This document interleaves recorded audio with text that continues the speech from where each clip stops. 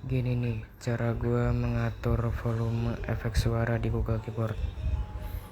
Pertama masuk ke setelan Google Keyboardnya, kemudian masuk ke bagian preferensi, setelan, kemudian aktifkan dulu pada menu efek suaranya ya. berbunyi jika tombol ditekan, AKTIF.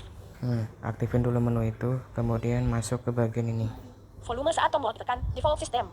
Volume saat tombol ditekan, masuk ke situ. Volume saat tombol ditekan. Kemudian untuk pengguna pembaca layar, geser ke arah kanan sekali aja. No resource name of chatted, 0%. Pada bagian itu, untuk pengguna pembaca layar, usap ke arah bawah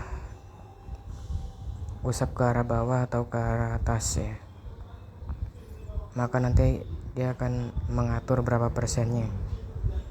Silakan diatur sesuai dengan keinginan masing-masing. Kemudian setelah diatur, kemudian klik OK.